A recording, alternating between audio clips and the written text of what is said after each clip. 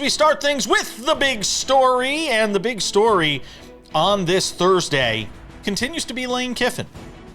And gee, what a shock.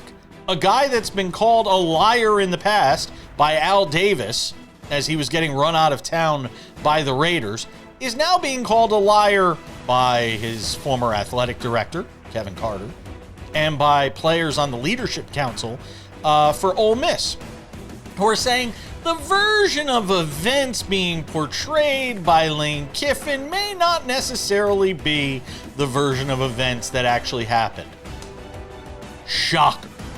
I mean, could anybody expect anything else from this guy at this point? And LSU, this is what you just bought into. At the tune of $9 million a year for the guy that's supposed to fix your team, for the guy that's supposed to fix your program. This is the guy that you just did this with. This is the deal with the devil that you just cut. Devil, so to speak, in Lane Kiffin, who, again, is a good football coach. I'm not even going to call him a great football coach, by the way, because he hasn't won anything. Greatness is reserved for those who actually win something. And I'm not talking about Conference USA championships at Florida Atlantic. Lane Kiffin got up there and said, oh, they wouldn't let me speak to the team. And Kevin Carter said, no, that's not exactly true. And the leadership council said, no, that's not exactly true. We told you to get out of the room. We're done with you. You don't want to be here. You're bailing on us as we're about to enter the college football playoff. I don't know if I've ever wanted to root harder for a team in this college football playoff than I want to root for Ole Miss, even though Lane Kiffin will get paid based on their success. How great would it be if that team went on to win a college football national championship and Lane Kiffin isn't there for it because he bailed, because he jumped ship? And then how much credence would it lend to the idea that, well, maybe it wasn't Lane Kiffin?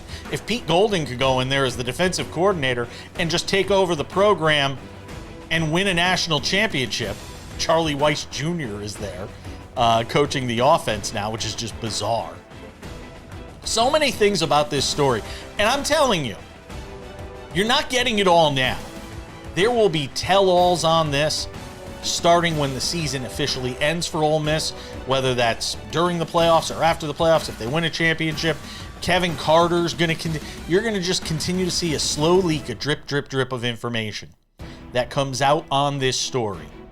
And I'm telling you, we haven't gotten the whole story yet, but I'm sure we will. And we haven't even touched on the fact, at least not on this show, about the fact that there is reporting out there, reliable reporting, that says the reason Lane Kiffin waited until late in the day on Saturday night and Sunday to ultimately make the announcement on this decision, the reason he did so is because he was waiting to see if Alabama lost. Because then LSU, you weren't even his first pick. How's that make you feel in Baton Rouge?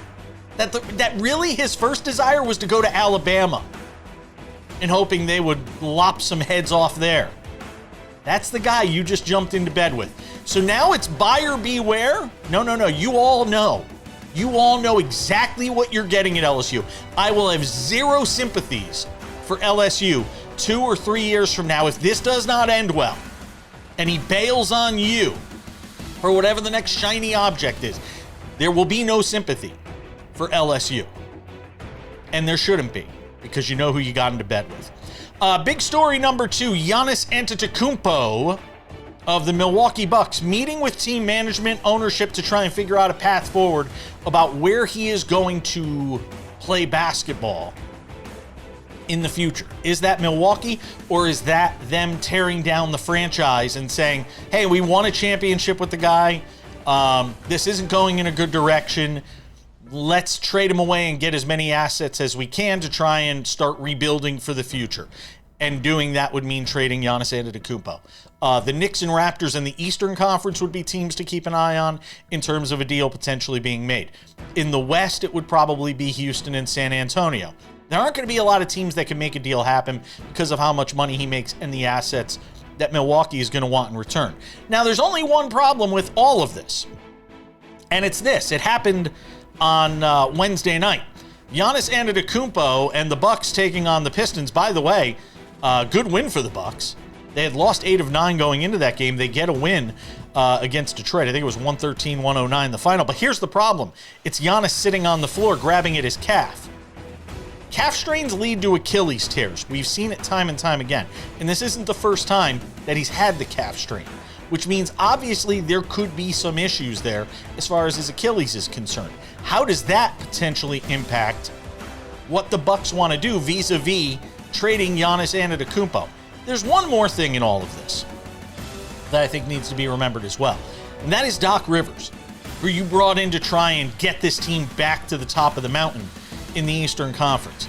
If Giannis is gone, there is no way in hell Doc Rivers is hanging around for a rebuild. We've seen this story before.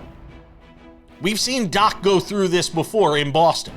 After he won his championship there and decided to bolt as soon as the franchise started to tear things down and decided to go in a different direction, Doc said, "Peace out, I'm on my way to Los Angeles to go ruin the Clippers."